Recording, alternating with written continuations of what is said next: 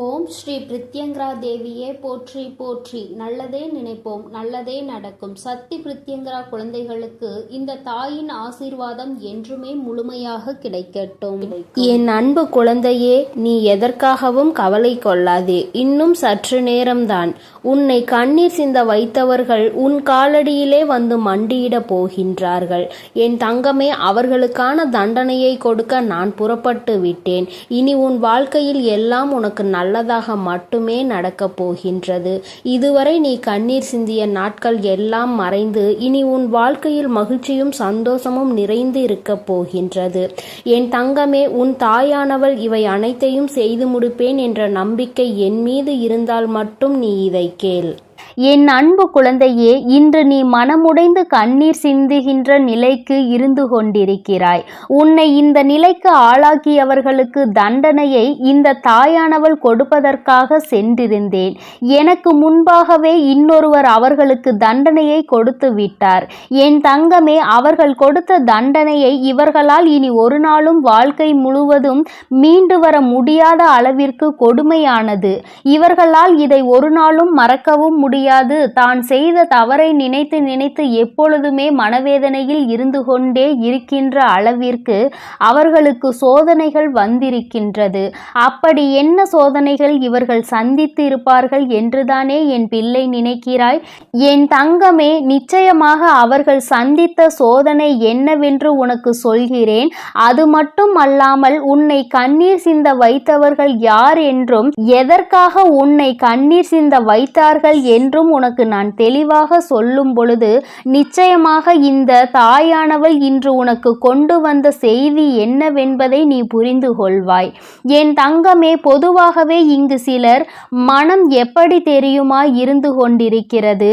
நாம் ஒரு பெரிய பொறுப்பில் இருக்க வேண்டும் என்று ஆசைப்பட்டு அந்த பொறுப்பில் ஏற்கனவே இருந்து கொண்டிருப்பவரை எளிதாக தூக்கி வீச வேண்டும் என்றால் அவர்களினுடைய பழக்கத்தினோடு விளையாடி அவர்களை மற்றவர்கள் முன்னிலையில் கெட்டவர்களாக சித்தரித்து விடுவது. இதைதான் இவர்கள் கச்சிதமாக இப்பொழுது செய்து முடித்திருக்கிறார்கள். அதை செய்து முடித்ததோடு மட்டுமல்லாமல் அவர்களினுடைய எண்ணங்கள் எப்படிப்பட்டது தெரியுமா? மற்றவர்கள் முன்னிலையில் மேலும் மேலும் இவர்களை அவமானப்படுத்த வேண்டும். இந்த அவமானத்தை அவர்கள் வாழ்க்கை முழுவதும் மறக்க கூடாது. அது மட்டும் அல்லாமல் அவர்கள் வாழ்க்கையில் எத்தனை பிரச்சனைகள் வந்தாலும் அதோடு சேர்த்து இந்த பிரச்சனையையும் அவர்கள் அனுபவித்து வாழ்க்கையே வேண்டாம் என்று ஒதுங்கி ஓட வேண்டும் என்றுதான் அவர்களின் எண்ணம் இருக்கிறது. என் தங்கமே, இப்பேற்பட்ட எண்ணங்களை கொண்டவர்கள் ஒரு பொறுப்பை எடுத்து செய்யும் பொழுது தனக்கு கீழுள்ளவர்களை எப்படி நடத்துவார்கள் என்பதை தெய்வம் நிச்சயமாக புரிந்து கொள்ளும் அல்லவா? என் தங்கமே, இவர்கள் வேறு யாராகவோ இருக்கின்ற பட்சத்தில் நிச்சயமாக இவர்களுக்கு தண்டனையை கொடுத்தவர்களுக்கு அத்தனை கோபம் வந்திருக்காது. ஆனால் ஒரே குலத்தில் இருக்கின்ற பிள்ளைகள் ஒருவருக்கொருவர் சொந்த பந்த உறவுகள் மேற்பட்ட நிலையில் அவர்கள் அந்த துரோகத்தை செய்யும் பொழுது அதனால் அதிக கோபமடைந்து உன் தாயானவள் என்னை விட உன்னுடைய குலதெய்வம்தான் உன்னுடைய குலதெய்வம் அவர்களுக்கு கொடுத்த தண்டனை என்னவென்று உனக்கு இப்பொழுது நான் சொல்லி விடுகிறேன். என் தங்கமே, உன்னுடைய குலத்தில் இருந்து கொண்டே அவர்கள் செய்த வேலையை உன்னால் நிம்மதியாக குலதெய்வத்தின் கோயிலுக்கு கூட செல்ல முடியவில்லை. அங்கு சென்றால் மற்றவர்கள் முன்னிலையில் உன்னை பற்றி குசு குசு வென்று பேசுவது, அதாவது உனக்கு அது தெரிய வேண்டும் என்று நினைத்து கொண்டே பேசுவது. அப்படியானால் உன்னுடைய மனதிற்குள் இவர்கள் நம்மை பற்றி என்ன பேசி இருப்பார்கள் என்ற எண்ணம் மட்டும்தான் ஓடிக்கொண்டிருக்கும். மாறாக தெய்வத்தை கூட உன்னால் நிம்மதியாக அந்த நேரத்தில் வணங்க முடியாது அல்லவா? அப்பேற்பட்ட நிலையை உனக்கு அவர்கள் உருவாக்கி கொடுக்கத்தான் இத்தனை கஷ்டங்களையும் கொடுத்து கொண்டிருக்கிறார்கள். உன்னுடைய மனது நிம்மதியாக இருக்கக்கூடாது, நீ சந்தோஷமாக இருக்கக்கூடாது. எல்லாவற்றிற்கும் மேலாக நீ எந்த நேரமும் ஏதோ ஒரு கஷ்டத்திலும் கவலைகளிலும் இருந்து கொண்டே இருக்க வேண்டும். குலதெய்வத்தை தேடி நீ வரக்கூடாது. இந்த நிலையை இப்பொழுது அவர்கள் சாதித்திருக்கிறார்கள். நீ சில காலமாகவே உன்னுடைய குலதெய்வத்தை காண செல்லவில்லை.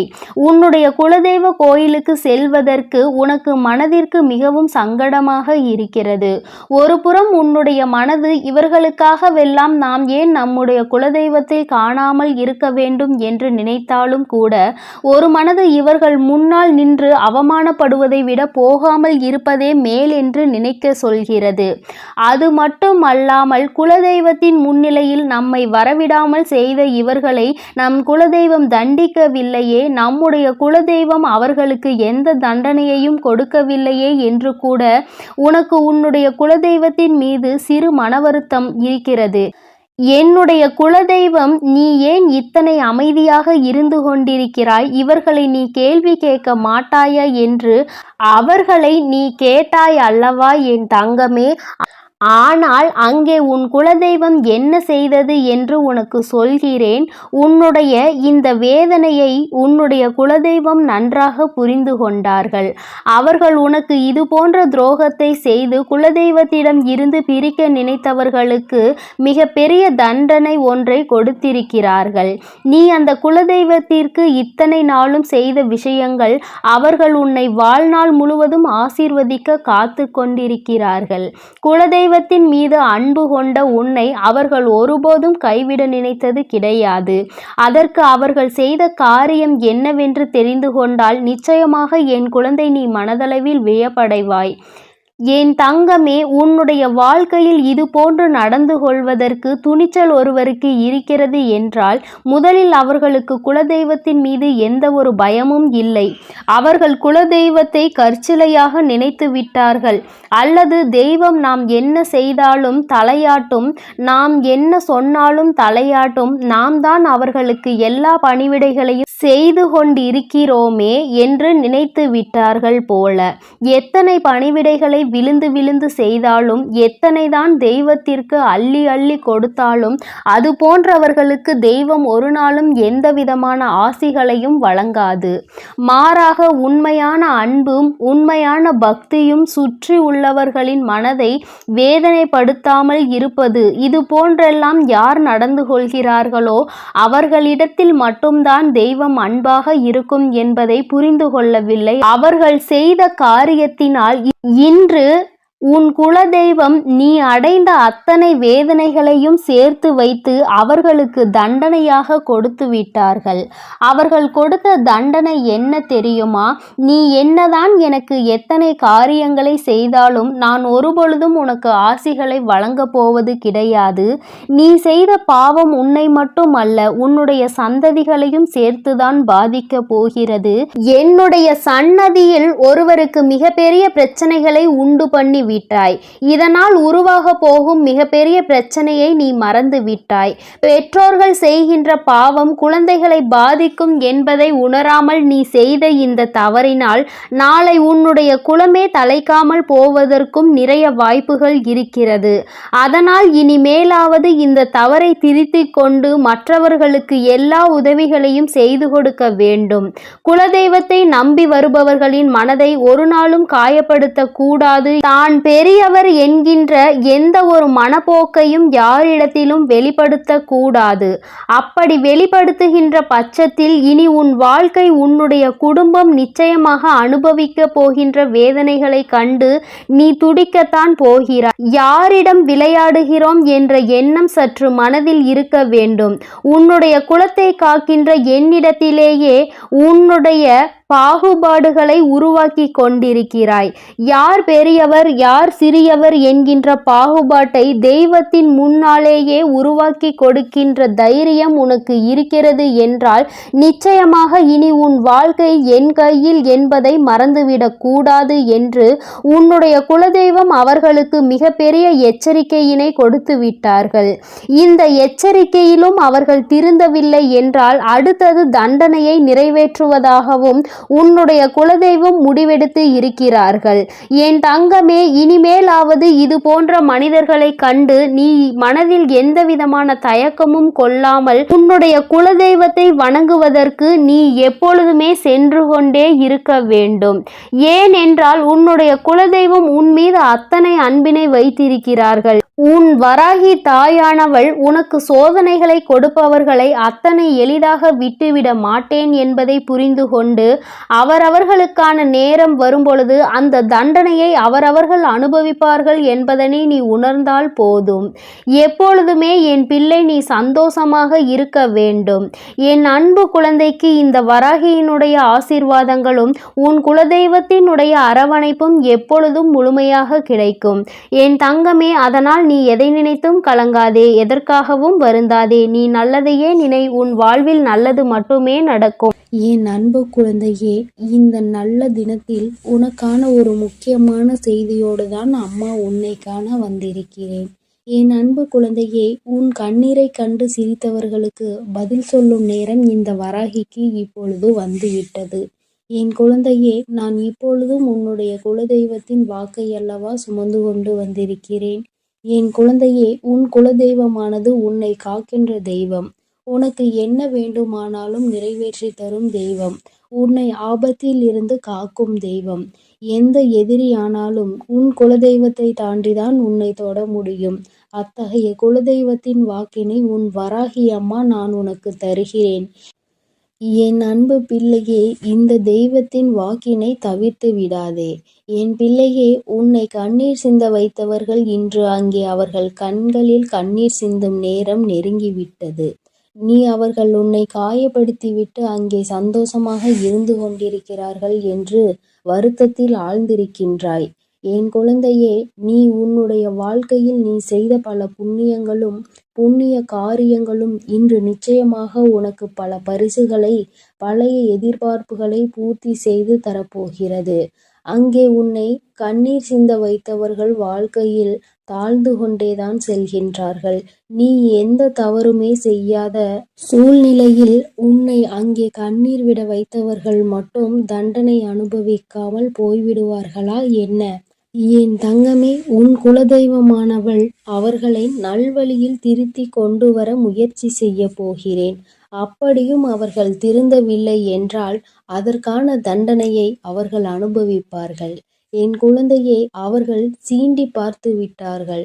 இனிமேல் அதனை பார்த்துவிட்டு அவர்களுக்கு தண்டனை வழங்காமல் இருக்க மாட்டேன். உனக்கு கஷ்டங்கள் வருவது சில சமயங்களில் உன்னை சுற்றி இருப்பவர்கள் எப்படிப்பட்டவர்கள் என்பதை உனக்கு உணர்த்துவதற்காகத்தான். என் குழந்தை, நீ உன்னை சுற்றி இருப்பவர்கள் எல்லாம் கண்மூடித்தனமாக நல்லவர்கள் என்று நம்பிக்கொண்டிருக்கிறாய். உனக்கு கஷ்டம் என்ற ஒன்று வரும்போதுதான் தெரியும் யாரால் உனக்கு உதவி செய்கிறார்கள், யாரெல்லாம் ஒதுங்கி நின்று உன் கஷ்டத்தை பார்த்து சந்தோஷப்படுகிறார்கள் என்பது. நீ அப்போதுதான் உணர்ந்து கொள்வாய். அவர்கள் என்ன வேண்டுமானாலும் செய்துவிட்டு போகட்டும். எந்த அளவிற்கு உனக்கு அவர்கள் தீமை செய்கிறார்களோ அதற்கேற்ற பலனை அவர்கள் அனுபவிப்பார்கள். என் குழந்தை, நீ அவர்கள் எத்தனை தீமைகளை உனக்கு செய்தாலும் நீ பிறருக்கு நன்மைகளை மட்டும் செய்ய வேண்டும். அப்போதுதான் உன்னுடைய இதயமானது தூய்மையாக இருக்கும். தூய்மையான இதயத்தில்தான் உன் வராகி அம்மாவும் உன் குலதெய்வமும் குடியிருக்க முடியும். அதனை நீ உணர்ந்து உன் உள்ளத்தை எப்பொழுதும் தூய்மையாக வைத்திரு. அங்கேதான் உன் தாயான நான் ஓடோடி வந்து வாசம் செய்வேன். உன்னை கண்ணீர் சிந்த வைத்ததோடு மட்டுமல்லாமல் அங்கே ஒரு ஓரத்தில் ஒதுங்கி நின்று அதனை வேடிக்கை பார்த்து கொண்டிருந்தார்கள். அதனால் நிச்சயமாக என் குழந்தைக்கு இத்தகைய தீங்கினை வைத்தவர்களுக்கு தண்டனை கிடைக்கும். இந்த வராகியானவளை தவிர என் குழந்தைக்கு வேறு யாரும் இல்லை. என் குழந்தை என்னிடம் வந்து துன்பங்களை நீ துடைத்துவிடு தாயே என்று இரு கரங்களை கும்பிட்டு என்னிடம் வந்து வேண்டிய குழந்தை. அதனால் நிச்சயமாக உனக்கு தீங்கினை விளைத்தவர்களை இந்த அம்மா கரம் கொண்டு தண்டனை வழங்குவேன் என்று உனக்கு உறுதி வாக்களிக்கிறேன். இனி அவர்களுக்கான காலம் முடிய போகின்றது. உன்னுடைய காலம் ஆரம்பிக்கப் போகின்றது. அம்மாவை அம்மா, தாயே என்று அழைக்கும் போதெல்லாம் நினைத்துக்கொள், நீ வெற்றிக்கான அடுத்த படிகளில் ஒரு காலடிகளை எடுத்து வைக்கப் போகிறாய் என்பதை. நீ எதையும் கண்டும் காணாமல் உன் செயல்களில் மட்டும் கவனமாக இரு. உன்னை யார் அளவைத்தார்களோ, யார் உன்னை விழவைக்க வேண்டும் என்று நினைத்தார்களோ, அவர்கள் முன்பாக நீ உயரத்தில் இருக்க வேண்டும் என்பதை மட்டும் உன் மனதில் நினைவு கொண்டு உன்னுடைய காரியங்களை நீ நன்றாக செய்து நல்ல பெயரை எடுக்க வேண்டும். அவர்கள் முன்னால் வாழ்ந்து காட்ட வேண்டும். நீ வாழும்போது நிச்சயமாக அவர்கள் அங்கே ஒரு மூலையில் அழுது கொண்டுதான் இருப்பார்கள். உனக்கு அவர்கள் கொடுத்த கஷ்டத்தினை அவர்கள் இன்னொருவர் மூலமாக நிச்சயமாக அனுபவிப்பார்கள். அவரவர் செய்கின்ற கர்ம பலனை அவரவர் இப்பொழுதெல்லாம் அன்றே அனுபவித்து விடுகிறார்கள். அதற்காக அவர்கள் நீண்ட காலம் காத்திருக்க வேண்டிய அவசியமில்லை. என் தங்கமே, நீ அங்கே பிறர் மீது உண்மையான அன்பினை காட்டுவதற்கு பரிசாக பல அவமானங்களை சந்தித்து விட்டாய். நீ ஒவ்வொரு முறை உனக்கு அவமானம் ஏற்படும் போதும் உங்கள் மேல் நான் வைத்திருக்கும் உண்மையான அன்பிற்கு எனக்கு கிடைத்த பரிசு இந்த அவமானம் மட்டும்தான் என்று நீ நினைக்கின்றாய். இது உன்னுடைய அன்பினை புரிந்து கொள்ளாமல் அவர்கள் செய்கின்ற மிகப்பெரிய பாவமாகும். இனி அவர்களை எல்லாம் உன் அன்பின் வலிமை என்ன என்பதை உணர வைத்து உன்னை தேடி நிச்சயமாக இந்த அம்மா வரவைக்கப் போகிறேன். என் குழந்தையே, நீ ஒன்றை நன்றாக புரிந்து கொள். இந்த உலகத்தில் யாருக்கும் எதுவும் நிலையானது கிடையாது. ஒவ்வொரு சோகமும் ஒவ்வொரு துன்பமும் வாழ்க்கையில் பலருக்கு பல பாடங்களை கற்றுத்தந்து கொண்டுதான் இருக்கிறது. அதனால் உனக்கு மட்டும்தான் துன்பம் வருகிறதே, மற்றவர்கள் நன்றாக இருக்கின்றார்கள் என்பதனை நீ ஒருபோதும் எண்ணிக்கொண்டு உன்னை நீயே வருத்திக் கொள்ளாதே. உன்னை அவர்கள் ஏமாற்றினாலும், உன்னை அவர்கள் கண்ணீர் சிந்த வைத்தாலும், நீ ஒரு காலமும் அவர்களுக்கு அவர்கள் செய்ததை திருப்பி செய்து விடாதே. அது உன்னுடைய பாவத்தை தான் கூட்டிவிடுமே தவிர அவர்களுக்கான தண்டனையாக இருக்காது. அதனால் என் தங்கமே, நீ தெரிந்தும் தெரியாமலும் இந்த ஒரு தவறை மட்டும் செய்து விடாதே. எப்பொழுதும் அவர்களை நான் தண்டிப்பேன் என்ற நம்பிக்கையோடு மட்டும் நீ இருந்தால் போதும். உன் குலத்தை காக்கும் தெய்வத்திற்கு உன்னை காப்பதற்கு எவ்வளவு நேரமாகிவிடும்? அதனால் என் தங்கமே, நீ பொறுமையோடு இரு. அவர்களை எல்லாம் நான் பார்த்து கொள்கிறேன். உனக்கு துன்பம் வரும் நேரத்தில் நீ உன்னுடைய இஷ்ட தெய்வத்திற்கோ அல்லது உன்னுடைய குலதெய்வ விளக்கினை போட்டு உன் மனதில் இருப்பதையெல்லாம் நீ அவர்களிடம் சொல்லிவிடு. பிறகு என்ன நடத்த வேண்டுமோ அதை அவர்களே பார்த்து கொள்வார்கள். என் தங்கமே, உன் குலதெய்வம் எப்பொழுதும் உன்னை காப்பாற்றி கொண்டுதான் இருக்கிறது. அவர்கள் உன் வீட்டில் இருந்து நடப்பதையெல்லாம் உற்று நோக்கி கொண்டுதான் இருக்கிறார்கள். தகுந்த நேரம் வரும்பொழுது அதற்கான தண்டனையை அவர்கள் தாமதிக்காமல் வழங்கி விடுவார்கள். இந்த சுயநலமான உலகத்தில் உன்னை இப்படி தனியாக தவிக்க விட்டு விட்டார்களே என்று அவர்கள் உன்னை நினைத்து வருந்து கொண்டிருக்கிறார்கள். என் தங்கமே, அதனால் நீ தைரியத்தோடு இரு. உனக்கான வேலைகளை அவர்கள் சிறப்பாக அங்கே செய்து கொண்டிருக்கிறார்கள். உனக்கான நன்மை நிச்சயம் உன் வீடு தேடி வரும். இனி வரும் காலங்களில் எல்லாம் உனக்கான வெற்றியை மட்டுமே நீ அடைய போகிறாய். அதற்கு நீ முழு முயற்சியுடனும் உண்மையான மனதுடனும் உனது செயல்களை மட்டும் நீ செய்து கொண்டே இருந்தால் போதும் தங்கமே. நிச்சயமாக உனக்கு அதில் வெற்றியை அள்ளித்தர நாங்கள் காத்து கொண்டிருக்கிறோம்.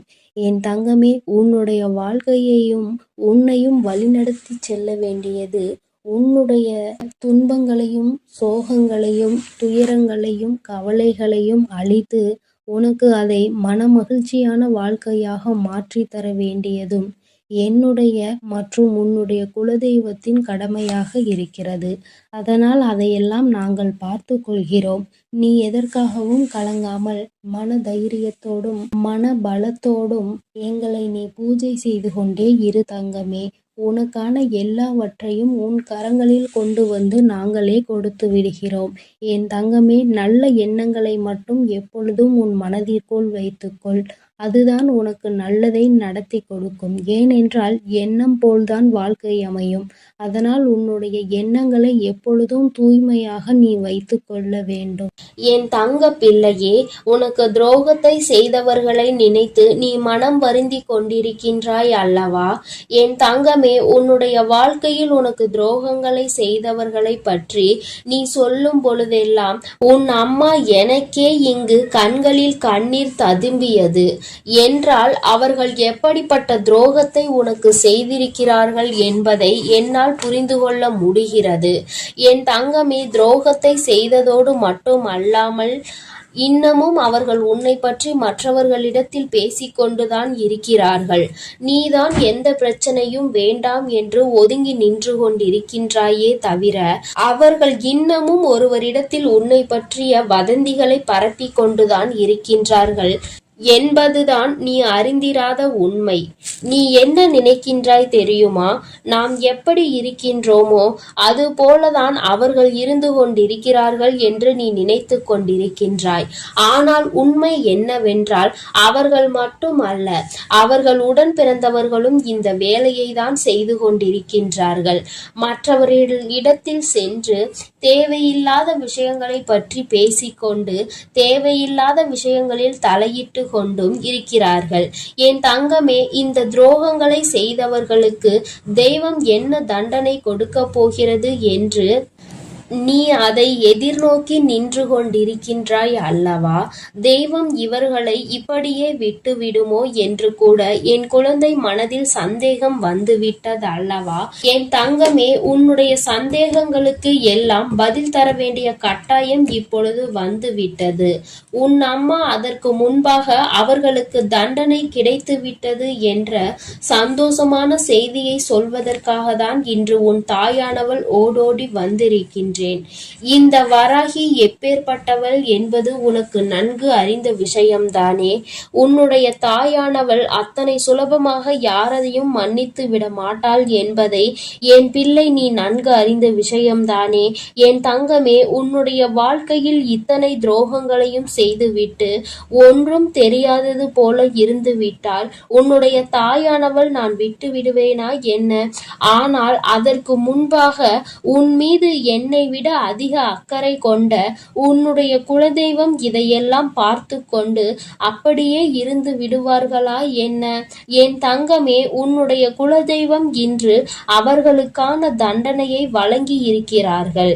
குழந்தையே, அவர்களுக்கு கொடுத்த தண்டனை என்னவென்று கேட்டால் நிச்சயமாக என் குழந்தை நீ மகிழவும் செய்வாய். அதே நேரத்தில் உன்னுடைய நல்ல மனதிற்கு நீ வருத்தப்படவும் செய்வாய். ஏனென்றால் என் குழந்தையே, தனக்கு துரோகத்தையே செய்தவர்களுக்கு கூட நல்லதை மட்டுமே செய்ய வேண்டும் என்று நினைக்கின்ற எண்ணம் கொண்ட குழந்தை அல்லவா நீ? என் தங்கமே, உன்னுடைய எண்ணங்களினால்தான் நீ இன்னமும் இந்த வராகியின் முன்னால் நின்று கொண்டிருக்கிறாய் என்பதை இந்த நேரத்தில் நான் உனக்கு நினைவுபடுத்துகின்றேன். அதனால் உன்னுடைய இந்த நல்ல குணத்தில் இருந்து ஒரு நாளும் நீ மாறிவிடாதே. உன்னுடைய எண்ணங்கள் எப்பொழுதுமே உன்னை சுற்றி தெளிவாக இருக்க வேண்டும் என்பதை நீ புரிந்து கொள்ள வேண்டும்.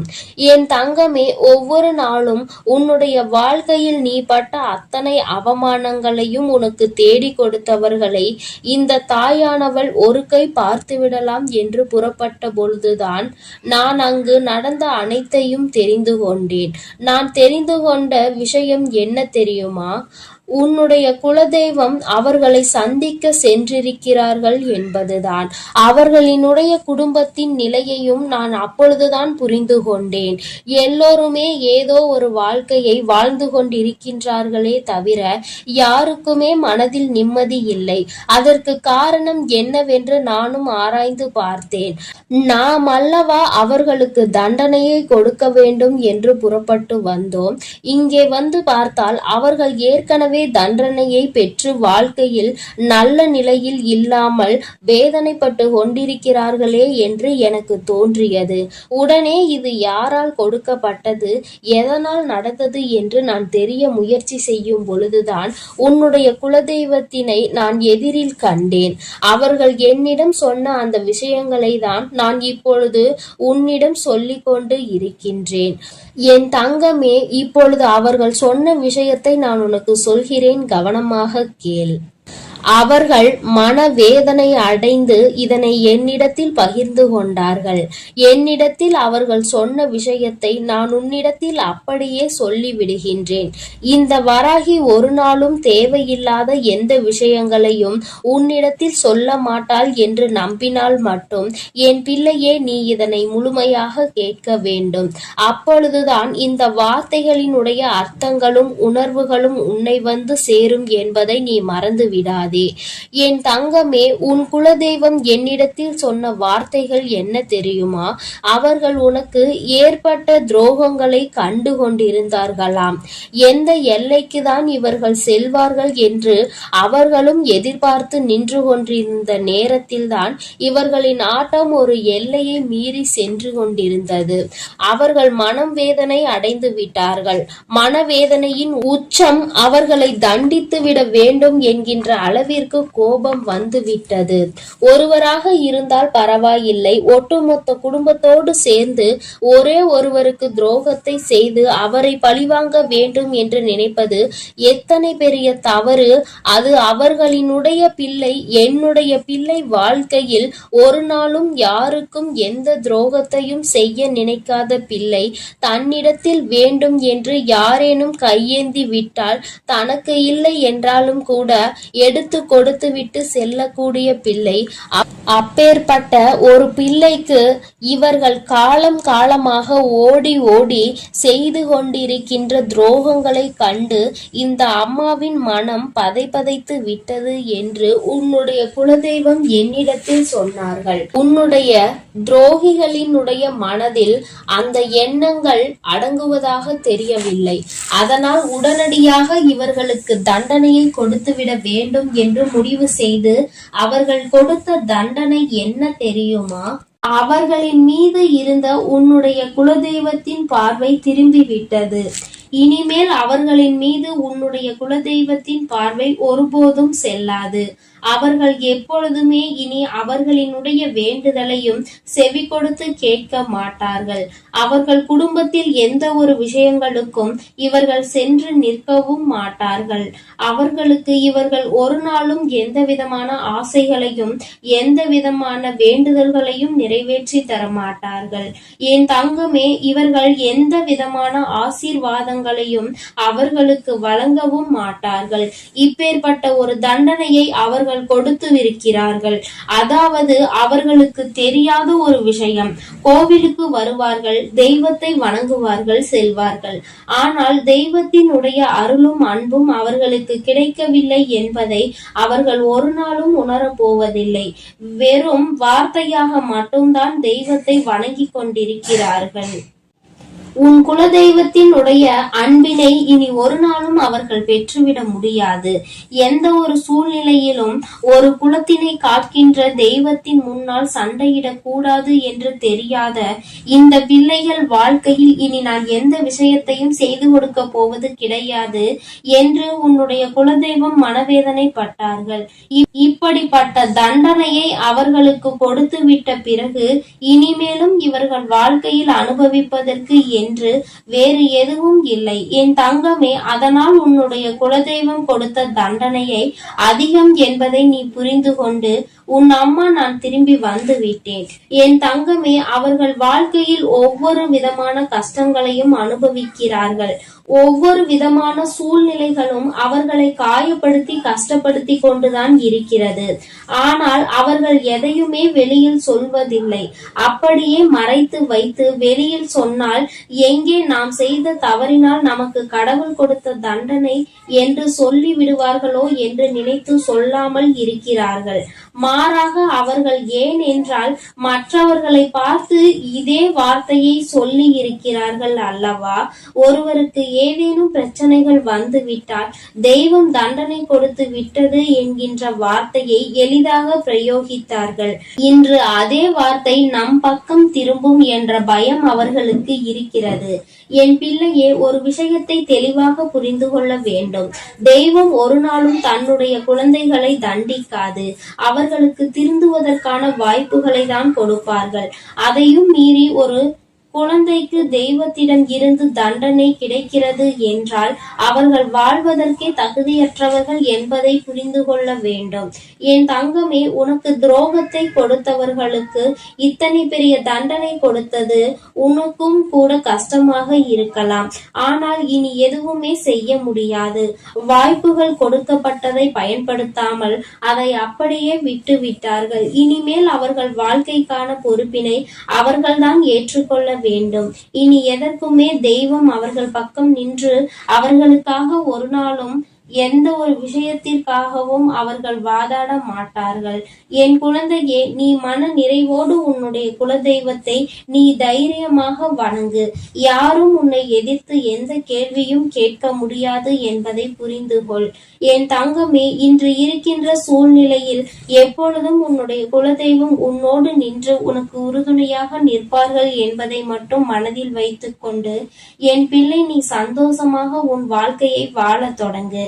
என் அன்பு பிள்ளைக்கு இந்த வராகியினுடைய ஆசீர்வாதங்களும் உன் குலதெய்வத்தினுடைய அன்பும் அருளும் எப்பொழுதும் முழுமையாக கிடைத்து கொண்டே இருக்கும்.